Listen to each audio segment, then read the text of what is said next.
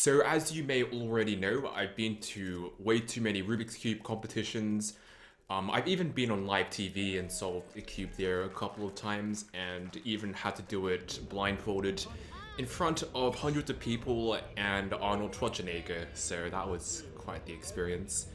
And I thought I'd share some tips on how to deal with nerves through all of those high pressure situations I've been in. And without further ado, so tip number one.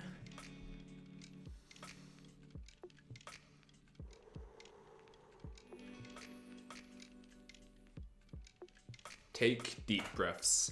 So if you've seen some of my solve videos, I tend to cut them out. On YouTube, maybe not so much, but if you look at what I do before I solve each time, you'll notice that I take 2 deep breaths. And defining out further, I mean deep diaphragmatic breaths. So breathing from down here rather than up here.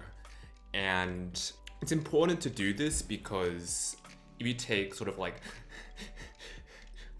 very shallow breaths from up around your chest area, then that's just going to make you even more nervous and do even worse.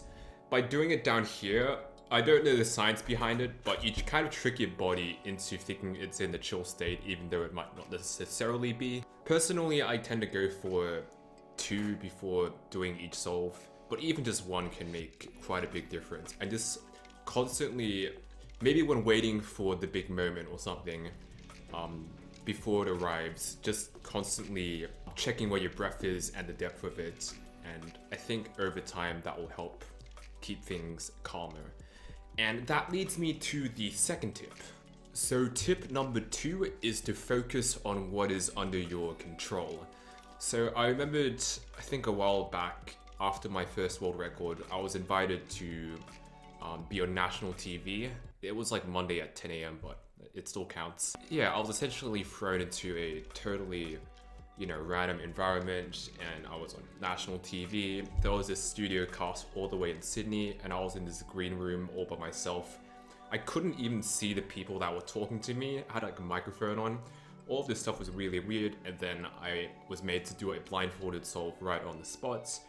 I could have spent a lot of my brain space thinking about, oh no, what's going to happen if I fail? What do these people think about me? How solving here differ from solving in environments where I'm usually used to doing it? But, I mean, when it really comes down to it, you can only really control the things that you can control, and everything else doesn't matter because it's out of your control. So there's no point in worrying about those. And that might be hard to do, but I think with a bit of practice, maybe meditation, or just being mindful of your thoughts a bit more, I think you can concentrate more of your thoughts towards what you can actually control. And in this case, it was just solving the damn thing blindfolded and just hoping for the best, because that's all you can really do in that kind of situation. And fortunately, I succeeded. And I do think trying to focus on what I could actually control definitely helped out with that. Tip number... No, not that finger. 3 is adapt to your environment. So I don't normally tell people this, but when I went to my first ever speed cubing competition, I wish I had footage so I could show you, but I remember just going in and just being like completely paralyzed because I used to be really shy and not good at talking to new people, and I was like 15 at the time for the record, so I wasn't like a 5-year-old kid. And I remember just like sitting at the front row, just looking at my cube and going like, oh my god, I have like mental overload from this new stimuli. There are people all around me solving cubes, and this is weird. I've never been in a cube competition before, oh my god. And I didn't really talk to anyone for the rest of the day pretty much. I think some random kid from like primary school actually chatted to me, and I didn't even talk to anyone else. I think there were some people from my high school that went, but I was like too anxious to even talk to them as well for some reason.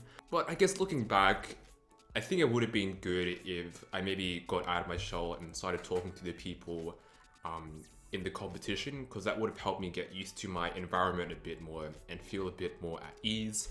Maybe during the breaks, if I had the opportunity to do so, maybe just go up to one of the solving stations and just practice a bit there. You might not be able to get into your exact environment like before the big chance comes along to do well. But if possible, definitely try to do that. But that's something I definitely would have tried to do a bit more if I could go back in time. And tip number 4 is to work alongside your nerves. So what does this mean? Because I think you might be expecting like some sort of advice to tell you to like get rid of nerves completely, how to stop them, throw them aside. But the thing is that nerves are actually a good thing up to some extent. I'm gonna throw up this curve thing. If you have too many nerves, obviously your hands are gonna be like a earthquake, just like my first competition and the next several after that. And you're gonna be feeling overwhelmed, your breathing's gonna be up here, hence why I suggested going down here, and you're gonna be not doing too well. On the other hand though, which you might not expect, is on the other side of the curve, if you're feeling too relaxed and not on edge enough, so you have like no nerves at all, you're actually not gonna necessarily perform well too. Because nerves actually provides some kind of benefit in the form of helping you like be really focused and in the moment. Because going back to my Arnold Schwarzenegger solve, I was able to not get too overwhelmed by the whole situation through using the 3 techniques I mentioned before. And well, I mean, it was pretty hard to go to the left side of the curve because I was under like probably the most pressured situation in my entire life. But I managed to keep a hold of myself and just memorize the cube, even though they were like, his bodyguard was shouting at me, and I'm just like, bro, shut up. I'm trying to do a thing, you know? And when I started solving it, I was completely in the zone. I'm surprised I kept a hold of myself. And the solving time actually took like 11 seconds, which was actually like fast for like my own standards at the time.